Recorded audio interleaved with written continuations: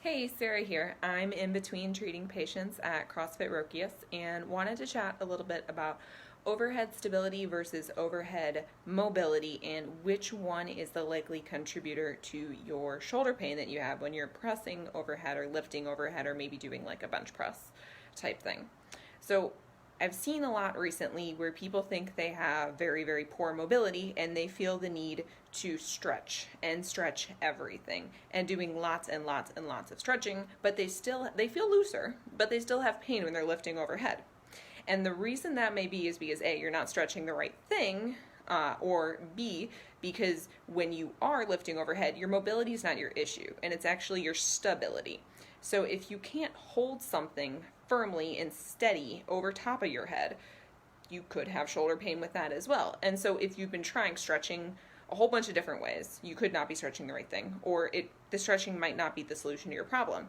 In which case, I would try doing some overhead carries, maybe some kettlebells, some bottoms up kettlebells, some dumbbells, some heavy barbell, actively pushing up into it the entire time and see how weak you are. See if you can hold a weight over your head for 15 seconds, maybe 30 seconds. If you can't, it's likely that overhead stability issues are also contributing to your pain problem, and your pain isn't just mobility. So to fix overhead stability pain, you can hold something heavy overhead as long as you're continually pressing up into the weight. You never just want to hold it and let the weight stay there and rest on your shoulder. That's not doing you any good.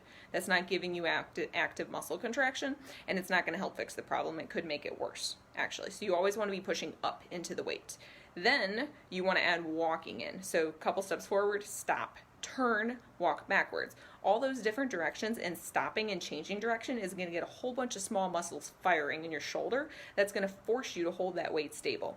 It sounds really easy and really simple, but it's a very straightforward way that you can improve your overhead stability and see some carryover.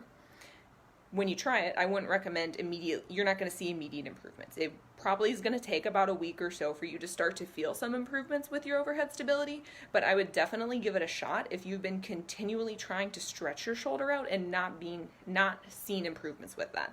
Because, like I said earlier, it could be you're stretching the wrong thing, because more than just your shoulder contributes to overhead mobility. You got to look at your back, you got to look at your wrist, your elbow, all that kind of stuff. That all plays a factor. But also maybe overhead mobility really isn't your problem, and it's overhead stability that is. So yeah, some thoughts for Tuesday night while I'm in between seeing patients. Hope you all have a good night, and see you later.